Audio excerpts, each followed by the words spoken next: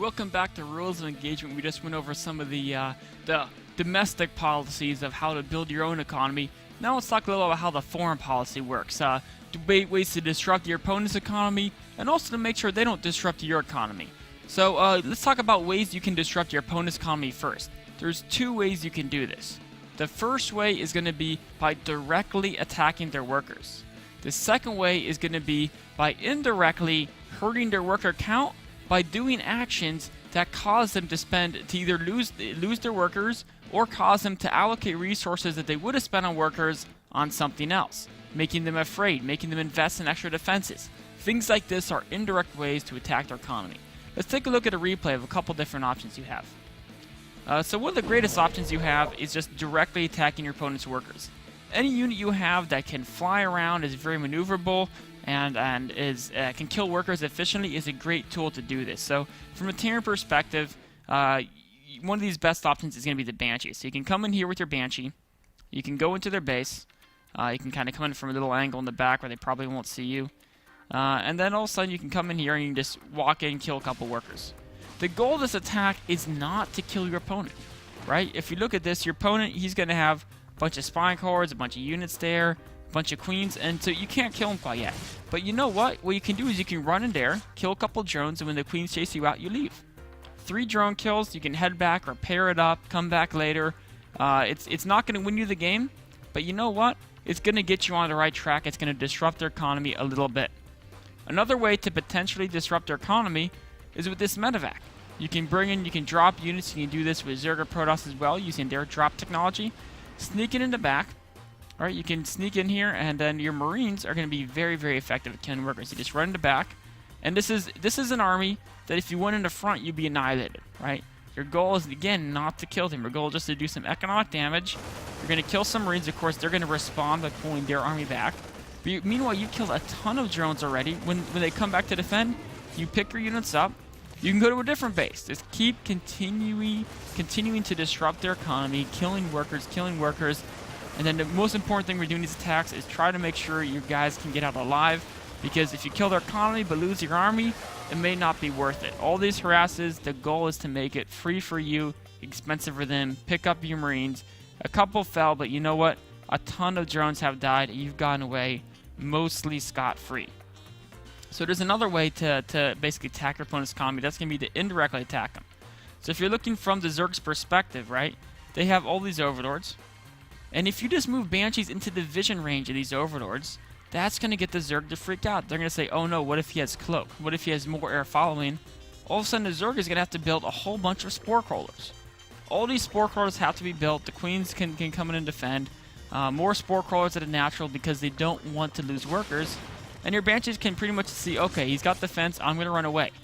But just the move out there forces Zerg to build 5 Spore Crawlers. And what that means, that alone cost them 5 drones and cost them 250 minerals, and those minerals could have been another 5 drones. So in a way, you just killed 10 drones by moving in that Banshee attack force. So you can indirectly attack your opponent's economy by getting them to be scared of your move out. Now let's talk about a couple ways where you can ensure that these things don't happen to you.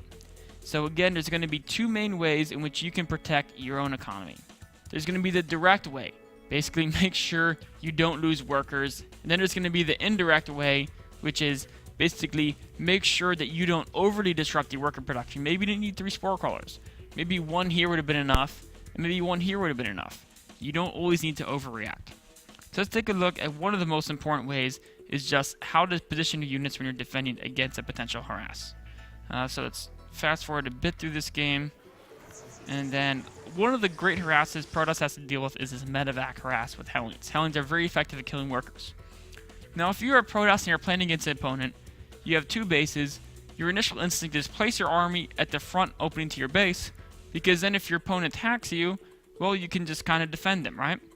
But let's take a look at what can happen. If your entire army is at the front of your base, this medevac comes in from the back, all of a sudden, what do you have to defend your workers? You get absolutely nothing. All your probes are going to die, and this is pretty much going to cost you the game because you allowed your opponent to disrupt your economy, and now you're screwed because all these probes are dead. So the goal here is to think about, how can I stop this? How can I directly protect my probes from being killed? So one thing you want to do is you want to split up your army.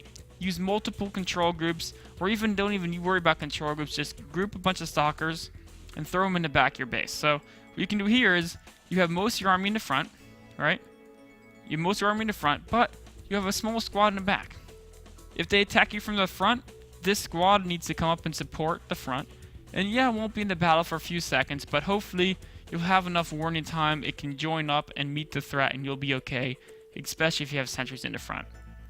But on the other hand, this army in the back, if they try to harass your workers from this angle, all of a sudden you can run in here and just focus down this medevac very, very quickly. And you know what? Yeah, you're still going to lose some probes. It's just the face of it, right? Hellions are going to kill probes because that's what they do. But instead of losing your entire worker line, you lost maybe only a third of your worker line, and so you're in much, much better shape than you would have been if you didn't have the squad back here. Not to mention the fact that you got the medevac kill and all the Hellions killed as well.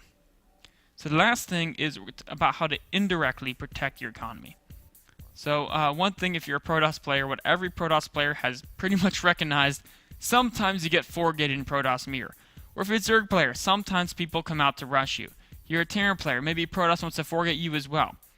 One thing that's important is when you're defending an early attack, or any type of pressure, is to not overreact. I talked about how maybe the Zerg player against the Banshees could have built 1 or 2 less spore crawlers. Well, even in a situation where it's not about building units, it's about maintaining your focus to keep building those workers. So let's say your opponent's coming at you with this army, and this is all you have, right? It's easy to say, oh no, I'm gonna die, he has this many units, I've got to just devote all my energy into producing units, don't even worry about workers because I got this giant army at my doorstep. And you know what? That's a natural reaction, but that's not the most optimal one. The optimal one is saying, you know what, to defend against this, what I need is to throw down a ton of force fields. Which means I need to warp in sentries, right? Maybe a couple zealots. And as long as I do that, I'll be okay. And now I have extra minerals to play with because sentries are very cheap. So what I can do with my extra minerals is I can make sure I maintain my probe production, right? So right now, this is bad. There's no probes being built. But as soon as you say, wait a minute, I can hold this in my sentries, immediately start building probes. The threat is not even resolved yet. There's still a threat there. But it's important to not overreact and to continue your economy development even in the face of a threat that could seem very grave. Now, if you do need to invest all those resources into units to not die, then you need to do it. But it's important to just not automatically assume that you can't afford to build workers if you're under threat. Sometimes you can, and that can actually help you boost your economy greatly. So to recap on that, there's basically 2 ways to attack your opponent's economy, directly and indirectly. Directly being going after the workers. If you're Zerg, Mutalisk harass, Baneling drops, Zergling run-bys, even Infestor harass can all be great ways to disrupt your opponent's economy. Indirectly, you can do this by threatening your opponent, making them scared to produce workers, or even making them scared to take a base. If you're a Zerg player, you could show them 10 speedlings. Maybe they'll hesitate in taking their natural. Maybe they'll hesitate in taking your third base. If you're a Protoss player, can directly attack your opponent's economy, Dark Templar harass, Psionic Storm drops, War Prism harass.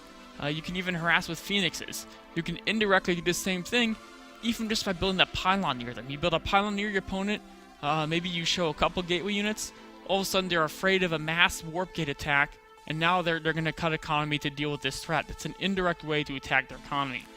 And of course, we went over some Terran ways directly with Banshees and Marines, and indirectly just by even showing Banshees can often be a great threat. Now, to protect your own economy, make sure you always have units at all the spots in your base. Stalkers in the back of your base can defend. Terran can put a missile turret there, Protoss a photon cannon, Zerg has the Queens, make sure they're back there, maybe even put a Spine Corps back there, have a mobile squad at speedings that can respond to threats across the map. All these things, just make sure that all your worker lines, you have the ability to protect them, and of course indirectly make sure you don't overreact. Only build as many spines and spores as you need, only build as many bunkers as you need, and of course continue that probe production even if you're under threat, as long as you're confident your force fields can do the job in defending. Thank you guys for watching this little foreign policy show about how to improve in disrupting the opponent's economy and making sure yours isn't disrupted. We're going to take a quick break and be back with some tips and tricks on how to get better in StarCraft 2.